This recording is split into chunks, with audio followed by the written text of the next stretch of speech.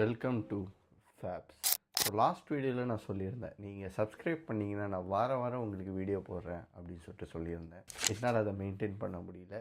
So at least இந்த தடவை வாரம் இல்லைனாலும் ஒரு மாத கடைசிக்கு முன்னாடி உள்ள ஒரு வார கடைசியில் வீடியோ போடலாம் அப்படின்னு சொல்லிட்டு முடிவு பண்ணியிருக்கேன்.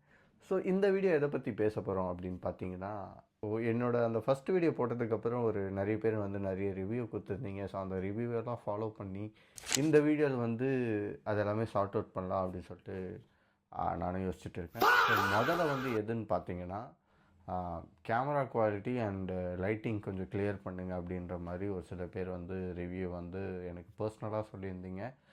அண்ட் பேசிக்கலி அது நான் பண்ணலாம், பட் இப்போதைக்கு நான் வெப்கேமில் தான் பண்ணிகிட்டு இருக்கேன். ஸோ அது கூடிய சீக்கிரத்தில் அது குவாலிட்டிஃபுல்லான வீடியோஸ் நீங்கள் பார்ப்பீங்க. ஏன்னா நானும் அதுக்கு தான் ட்ரை பண்ணிகிட்டு இருக்கேன். ரெண்டாவது நிறைய பேர் ரிவ்யூ இன்னும் கொஞ்சம் நல்லா பண்ணுங்க அப்படின்னு சொல்லியிருந்தீங்க. கண்டிப்பாக அது நான் நல்லா பண்ணுவேன்.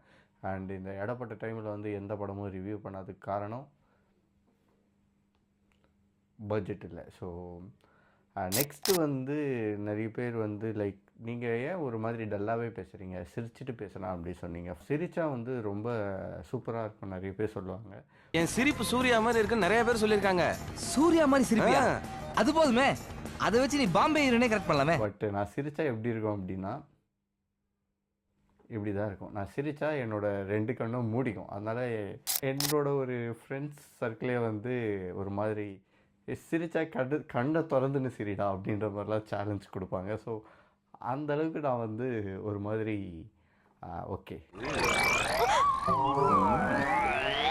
இன்னொரு சஜஷன் என்ன வந்துச்சு அப்படின்னு பார்த்தீங்கன்னா, ஆடியோ குவாலிட்டி சரியில்லை அப்படின்னு சொல்லிட்டு. ஸோ இப்போ நான் இந்த தலைவன் DJI மைக் யூஸ் பண்ணுறேன்.